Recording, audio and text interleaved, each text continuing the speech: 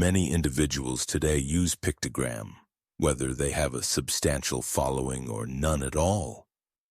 It's simply a standard platform for a large part of contemporary society. Reportedly, the application boasts over 1 billion active users, which seems quite astonishing. At that specific time, I had around 300 followers. Living in a secluded area, this might be considered a fair number for people in our locale, as we don't often interact with many outside our immediate vicinity. One evening, while watching a film, my mobile device buzzed. It indicated that a woman named Sarah had begun following me on Pictogram. Naturally, I opened the app to look at her profile. She was remarkably attractive with golden hair and appeared to have roughly 5,000 followers. Her profile contained about 50 photos uploaded at realistic intervals as far as the posting dates suggested. Generally, when someone like this adds me, I verify their authenticity. She seemed to average about 600 likes per picture and received numerous comments, presumably from men she didn't know, leaving declarations of admiration, enthusiastic emoticons, and similar messages. Then, I assure you, as I was browsing her feed, even before I followed her back, she sent me a direct message. Her message read, "Hey, I genuinely don't do this often, but I honestly thought you were quite handsome. Without wanting to sound arrogant, I maintain a decent physical condition and have been told I'm reasonably appealing, and yes, a few women have messaged me previously." So I returned the follow and messaged her back with a similar sentiment stating, "I think you're attractive as well." We then engaged in a rather lengthy exchange that progressed exceptionally well. We discussed physical fitness and the educational institutions we attended. Frankly, it was fantastic. She provided me with her phone number, and we quickly arranged to meet the following evening, which happened to be a Friday. We decided to rendezvous at a popular establishment called the Anchor Bar for a few beverages. Come Friday night, as anticipation began to set in, I prepared myself for this impromptu meeting. I had never gone on a date initiated solely via a Pictogram direct message, but this woman was undeniably stunning. I drove towards the Anchor Bar and parked my vehicle in the lot, waiting for her call or message to confirm her arrival. Eventually, she did text me, but not to say she had arrived. She informed me her vehicle had broken down and requested a ride. I had to reread the message a couple of times to confirm I was understanding it correctly. I attempted to call her, but she didn't accept the call. She then texted me providing details about her location. I didn't reply immediately. I took another thorough look at her Pictogram profile. It certainly appeared legitimate. She had friends tagged in her images and commenting on them, which led me to believe I wasn't dealing with a fabricated identity. I sent back, "Heading your way," and departed. I navigated the quiet secondary roads towards the place she had described. I reached the location, but it was an odd spot for a car to malfunction. I observed a vehicle pulled over to the roadside adjacent to a forested area. Indeed, woods bordered both sides of the road there. The car's bonnet was raised, so it had to be hers. I tried calling, but the call wouldn't connect. I checked my phone and realized I had no network reception there. I parked my own vehicle on the opposite side of the road and exited. As I approached her car, which was a silver Kia Forte, I noticed I couldn't see inside at all. The windows were completely darkened. I gently tapped on a window and waited. No one opened the door, so I circled around to the front towards the raised bonnet just to see if she had attempted any work on the engine. As far as I could tell, she hadn't. My patience was wearing thin. I texted her, "Where are you? I'm about to leave." As I walked back to the side of the vehicle, I saw that the driver's side window was now partially open. I was certain it had been fully closed just moments ago. I called out Sarah's name, assuming someone must be inside the car now. I moved a bit closer to get a better look inside. A person's hand reached out from the window and they began to motion me closer with their index finger. My stomach plummeted as I realized it was unmistakably a man's hand. I told him in a shaky voice to disappear as I sprinted back to my car. I accelerated rapidly and took the first right turn off the street I could. Due to my persistent checks in the rearview mirror, I eventually spotted a vehicle following me with its headlights off. I decided to do the same, switching off my car's lights and executing as many turns as possible. Eventually, I did manage to lose the pursuing vehicle. When I arrived home, the profile had already blocked me. However, I discovered at a later time that the pictogram profile was in fact genuine, but the woman in the photographs had been the victim of a hack by some unsettling individual, and I was not his sole target in whatever scheme he had devised. I can only hope everyone else was as fortunate as I was. I manage a pictogram profile with approximately 100 followers. It's set to public, allowing anyone to view my page, like my pictures, and add comments. Consequently, it's common for me to receive likes and comments from people I don't know. Yet one particular person stood out.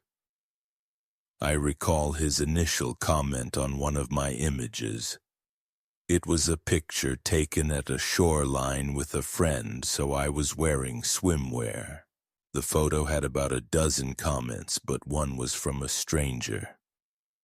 3 fiery icons. I clicked on the man's profile.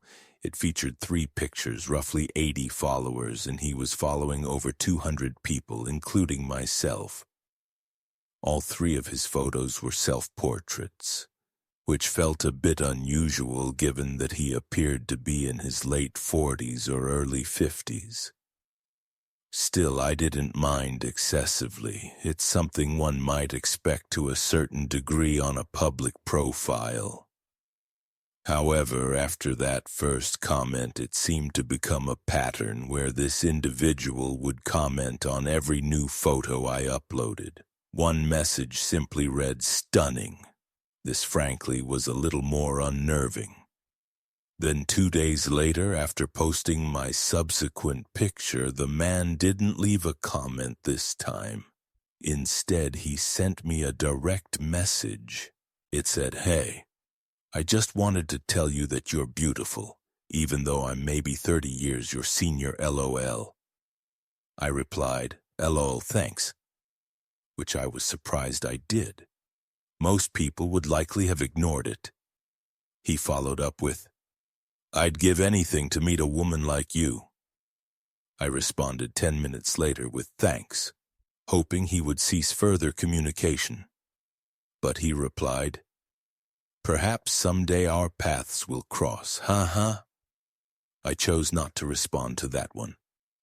I found everything about the man unsettling, but I didn't block him. I reasoned, why dismiss a source of free likes and following? I didn't hear from him again until I uploaded a new photo. This one depicted my sibling Emily and me in front of our residence. The man quickly commented on the picture, saying, "You and your sister look so lovely." At this point, it was becoming genuinely uncomfortable for me, so I removed the comment and blocked him.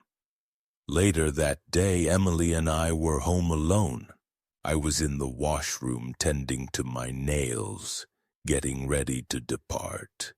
Through the window, I noticed an unfamiliar vehicle pulling up in front of the house.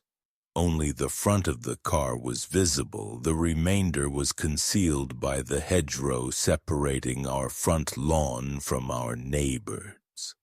The headlights extinguished, but I didn't see anyone exit the vehicle. I took particular note of this because we reside on a cul-de-sac, meaning we don't experience through traffic. I closed the blind as I was clearly visible. My sister was in her room occupied with her laptop. When it was time for me to leave, I didn't bother saying goodbye. Typically, we just text each other when heading out anyway. I went to my car, observing the enigmatic vehicle, which I could now identify as a dark sedan. The tinted windows combined with the night's darkness made it impossible to see inside. I entered my car, performed a three-point turn, and drove down the single-entry street towards the nearest main road. I attended a social gathering at a friend's place. I wouldn't quite label it a party, but a fair amount of drinking occurred. I stopped drinking slightly earlier than others, aware that I needed to drive, but still, I must admit, and I absolutely do not condone this conduct. I was feeling quite tipsy when driving home. It was only about a 5-minute journey, though. I pulled up to my house, and the first thing I observed was the dark sedan still parked out front. I needed to know whose car that was. I drove past it slowly, but still couldn't discern anyone inside. I parked and messaged a few friends to confirm I'd arrived home safely before stepping outside and walking up to my door. I kept my eyes fixed on that vehicle parked out front throughout my walk to the front entrance, where I fumbled and dropped my keys. At that moment, for whatever reason, I was too apprehensive to bend over and search for them. Instead, I pressed the doorbell repeatedly, perhaps 5 times, hoping my sister would answer quickly. She never opened the door, though, leaving me no choice but to get on my knees and look for the keys. They had actually landed right on the doormat. I opened the door and went inside rather swiftly, taking one final glance at the sedan before closing the door behind me.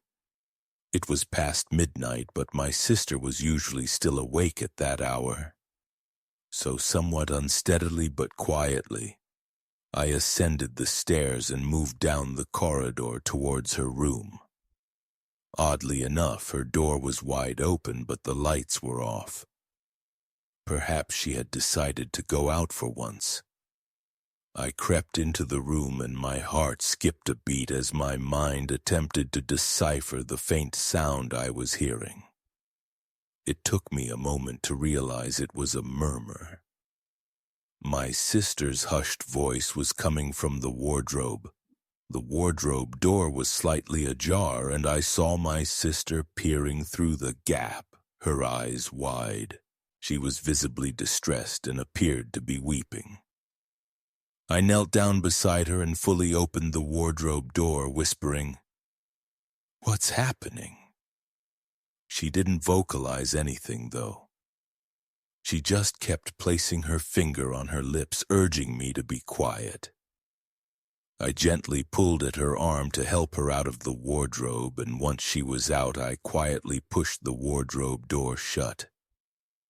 This action revealed my sister's room once more, along with someone clearly visible standing directly in the center of the space. I don't know if he was facing us or not, but that detail was irrelevant because we both shrieked as we turned and ran together. I felt the floor vibrate from the man's heavy footsteps close behind us. We headed straight for my car. I managed to lock the doors with barely a second to spare before the man pursuing us attempted the door handle. When he realized it was locked, He began striking the window forcefully with his shoulder. All the while my sister was crying out and screaming, intensifying the alarming situation. Amidst the stress of the moment, I still made the connection. It was the same individual who had been following me on Pictogram. I had to execute a 3-point turn, but throughout the maneuver I was sounding the horn continuously to attract as much attention from the neighbors as possible. I believe it worked as he got into his vehicle, which turned out to be the sedan, and also performed a 3-point turn.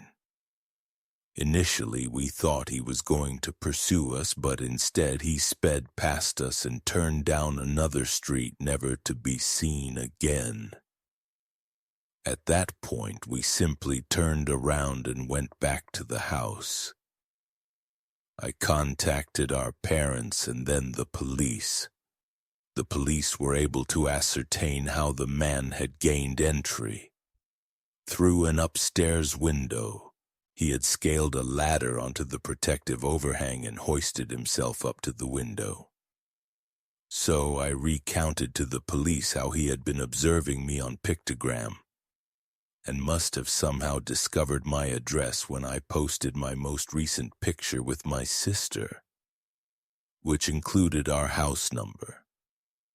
I tried to assist them by providing the man's Pictogram account details, but when I checked the section for blocked accounts, it was empty. This indicated that the man had already deactivated his account. Therefore, even if there were a method for Pictogram to trace deleted users, it didn't matter because I couldn't recall the man's username. So regrettably, I have to acknowledge that the police were unable to take any further action, and I knew it. I have since changed my Pictogram profile to private and now only accept follow requests from people I personally know. I am also considerably more anxious and cautious about sharing personal photos. Recently, I encountered something that has been profoundly unsettling. Before I elaborate on this finding, let me provide a brief context that renders the discovery even more disturbing. Over the preceding few weeks, on multiple instances while either attempting to rest in my bed or engaged in some activity in my room with the lights on at night, I would perceive a singular, faint yet distinct sound tapping on my window. I hesitate to even label it a tap, as none of the sounds truly resembled an intentional strike. It sounded more like something accidentally being lightly scraped or pressed against the glass for a very brief duration. Initially, I presumed it was merely insects colliding with the window pane. However, as the identical sound persisted, occurring at least 2 or 3 times weekly, I began to feel increasingly disturbed by it. Consequently, I informed my father, who, predictably, assured me it was insignificant, likely just insects, as I had first surmised. Nothing occurred for a few nights. Then I received a text message from a contact. Well, not precisely a friend, just an individual I had previously shared a class with who had somehow persuaded me to share my phone number. The message read, "Hey, I'm not sure if you remember me. We had class together. I just wanted to make you aware of this. I stumbled upon it accidentally, and if you're unaware of it, it's quite disturbing." He then included a hyperlink at the conclusion of the message. I tapped it, and it directed me to a Pictogram page. The page was titled AJ Informal, reflecting my initials, but that wasn't what captured my attention first. The initial thing I noticed was the profile image, which was a picture of me. Subsequently, the 45 images uploaded to that account were all of me. However, they weren't photographs I had taken myself. They were all candid shots. By that I mean they were pictures I had absolutely no knowledge of being taken. Some showed me at the coastline, others depicted me seated in my vehicle. But the more recent ones became even more peculiar. Some were of me in my garden, and then the most disturbing ones were the very latest. There were pictures of me within my room taken from the vantage point outside my window. Some showed me seated on my bed either doing schoolwork or texting. Others depicted me standing, with even one showing me in my undergarments. I felt nauseous. I felt on the verge of weeping and vomiting. Each of the photographs had at least 2 or 3 likes. Some included comments, but they weren't remarks condemning the inappropriateness of the content. Instead, they were comments offering encouragement, saying things such as, "Go for it," "impressive," or what I would do if I could reach her. The descriptions accompanying the photos were equally unsettling. They consisted of phrases like, "the affection I hold," "she visited the shore today," or "I simply enjoy observing her." My facial muscles twitched as a tear traced a path down my face. I was so profoundly disturbed that I can barely articulate the emotions I was experiencing. And then the sound occurred again at the window, that unintentional scrape or tap. In that instant it became clear, it clicked. Putting 2 and 2 together, I simply broke down. I completely lost control and screamed louder than I ever had before. My father hurried into the room, his arms outstretched, and embraced me, asking what was wrong. I displayed the pictogram page to him and attempted to explain the sounds at the window. Well, explained is an exaggeration. I was in distress and could barely speak coherently. My father's expression shifted from tender to horrified and then outright furious. He rushed outside, shouting, creating a spectacle for the neighbors, searching for the individual responsible. He then returned inside and contacted the authorities. I provided the police with the pictogram account details and urgently requested they track it as swiftly as possible. Law enforcement submitted the request to Pictogram. By the time it was processed, the account had been deactivated. However, it didn't prove insurmountable because Pictogram was still able to retrieve the information, and the usage was traced to an older tablet device. Regrettably, the device proved untraceable. It had either been destroyed or had its network connectivity permanently disabled. My father witnessed how shaken I was, and he intends to relocate us from the house within the month. Fortunately, there haven't been any new sounds, but I have also ensured that all my window coverings remain drawn constantly and always verify that I am not being followed when driving. My only advice to everyone is to keep your pictogram profiles private and always remain vigilant of your surroundings.